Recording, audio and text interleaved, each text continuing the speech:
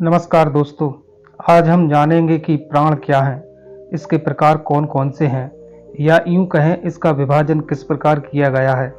यह बात हम सभी बचपन से पढ़ते और सुनते आ रहे हैं कि मानव शरीर 5 तत्वों से मिलकर बना है।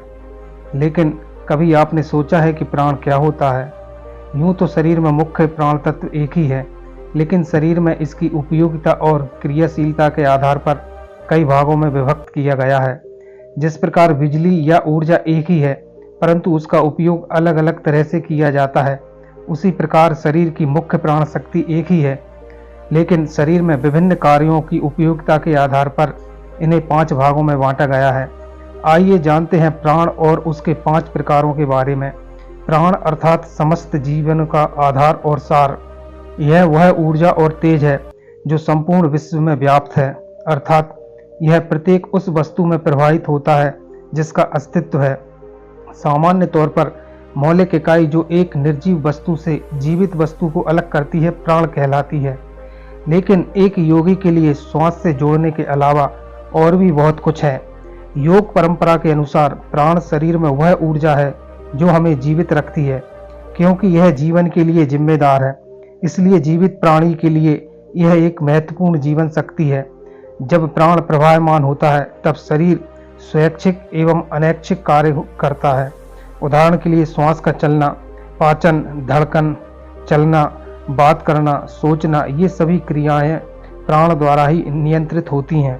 प्राण एक विस्तृत तस्वीर के लिए वैदिक शास्त्रों में प्राणों को सर्वोच्च शक्ति के रूप में परिभाषित किया गया है, जो ब्रह्मांड में सब कुछ प्रकट करता है। प्राण के मुख्य 3 स्रोत हैं, सूर्य, पृथ्वी और ब्रह्मांड। इन्हीं स्रोतों से प्राप्त प्राण को सार्वभौमिक प्राण कहा जाता है, और यह हमें भोजन, वायु, जल और सूर्य के प्रकाश जैसे विभिन्न रूपों में प्राप्त होता है।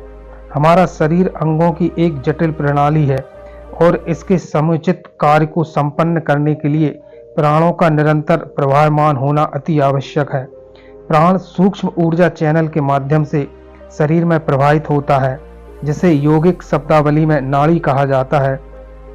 नाड़ी तंत्र पूरे शरीर में इस प्रकार व्याप्त है कि इड़ा, पिंगला और सुषुम्ना नाड़ियों से सभी लघु नाड़ियों में जुड़ी हुई होती हैं।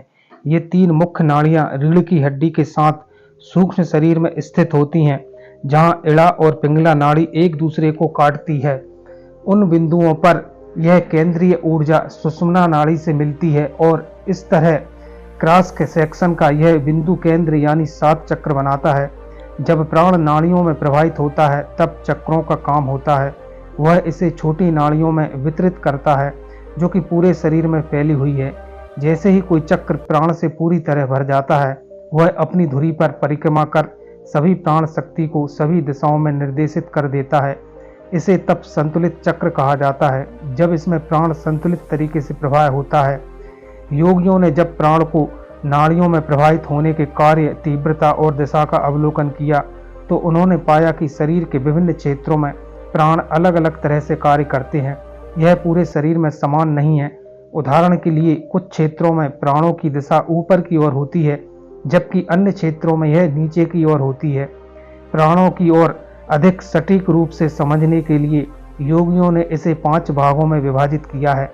शरीर के एक विशेष क्षेत्र में प्राण के प्रवाह के आधार पर प्राण को प्राण वायु, उदान वायु, अपान वायु, व्यान वायु और समान वायु 5 भागों में विभाजित किया गया है। ये 5 प्राण के मुख्य विभाग हैं, जिन्हें संयुक्त रूप से पंच प्राण कहा जाता है। प्राण का पहला और सबसे महत्वपूर्ण प्रकार प्राणवायु है, अर्थात प्राण को प्राणवायु से अलग करने के लिए प्राण को महाप्राण कहा जाता है।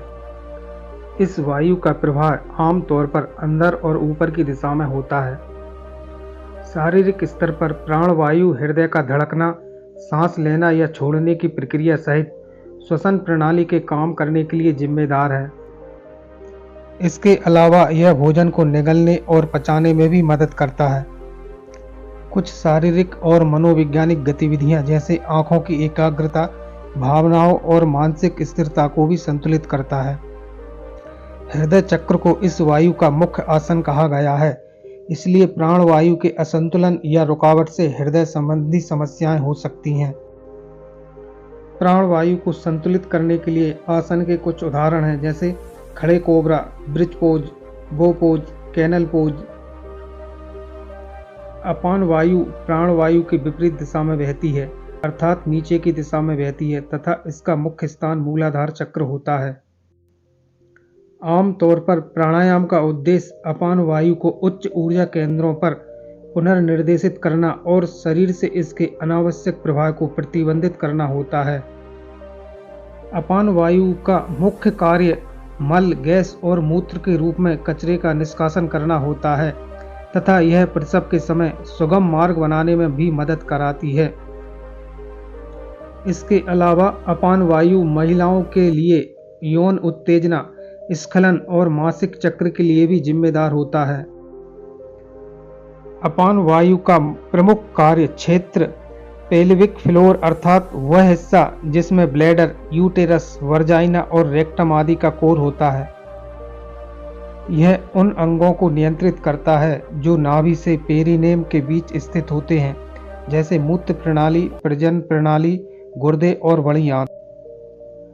अपान वायु के असंतुलन से मधुमेह, पेट से संबंधित समस्याएं, आलस्य, थकान, खुजली, अवसाद और नकारात्मकता तक हो सकती है।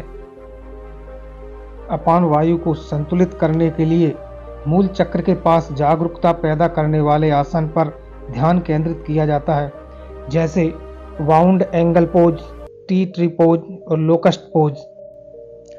समान वायु अति महत्वपूर्ण प्राण है जो दो मुख्य चक्रों अनाहत एवं मणिपुर चक्रों को जोड़ता है, अर्थात यह प्राण और अपान वायु के कार्य क्षेत्र के बीच व्याप्त है। यह ऊपर या नीचे की दिशा में कोई हलचल नहीं करता, इसलिए यह केवल नाभि क्षेत्र में काम करता है। यह पाचन प्रक्रिया में उपयोग की जाने वाली ऊर्जा और पेट, यकृत, बड़ी आंत जैसे पाचन अंगों के काम करने के लिए जिम्मेदार होता है। समान वायु के असंतुलन से व्यक्ति को भूख की परेशानी हो सकती है, जिससे शरीर में कमजोरी आती है। समान वायु को संतुलित करने के लिए नाभि क्षेत्र में विस्तार या संकुचन पैदा करने वाली मुद्राएं या आसन को किया जाता है, जैसे बोट पोज या सीटेड फॉरवर्ड पोज। हम अपने शरीर के विभिन्न अंगों को गतिमान उदान वायु की सहायता ही से ही कर पाते हैं, जैसे हाथों को कंधे से घुमाना, सिर को गोल गोल करना और पैरों से लात मारना आदि। ये सब उदान वायु के कारण ही संभव होता है तथा यह महत्वपूर्ण ऊर्जा विशुद्ध चक्र और उसके ऊपर के अंगों में निहित होती है। उदान वायु की कमी व्यक्ति को असहाय एवं शक्तिहीन बना सकती है, जैसे शरीर की इंद्रियों का ठीक से काम न करना, दृष्टिहीनता एवं अन्य समस्याएं और बहरापन भी हो सकता है। शरीर में उदान वायु को संतुलित करने के लिए कंधे और सिर के क्षेत्र में जागरूकता लाने वाली मुद्राएं या आसन को किया जाता है, जैसे bridge pose, shoulder stand pose, हल पोज या फिश पोज। व्यान वायु का मुख्य कार्य आरक्षित बल को अन्य प्राणों की कमी वाले क्षेत्र में सुगम बनाना होता है तथा यह रक्त प्रवाह के माध्यम से आवश्यक अंगों को आवश्यक पोषक तत्व प्रदान करता है। व्यान वायु में असंतुलन से न्यूरॉन्स के बीच समन्वय की कमी हो सकती है, जिससे इसका प्रभाव पूरे शरीर पर और विशेष रूप से नाड़ियों पर होता है। व्यान वायु में कमी से ही रक्त प्रवाह में कमी, नाड़ी संचरण में खराबी जैसी समस्याएं उत्पन्न हो जाती हैं। 5 प्रमुख प्राण के अलावा 5 गौण उप प्राण भी होते हैं। 5 उप प्राणों में नाग, कूर्म, कृकल, देवदत्त और धनंजय हैं। जब भी 5 मुख्य प्राण वायु में रुकावट आती है, तब ये उप प्राण उस वायु को संतुलन में लाने का काम करते हैं। उप प्राण में पहला नाग, यह डकार, उल्टी, हिचकी आदि के रूप में प्राण और अपान वायु में रुकावट पैदा करने वाली गैस को बाहर निकालता है। कूर्म वायु, यह उप प्राण पलक झपकने को नियंत्रित करता है और आंखों को नम रखता है।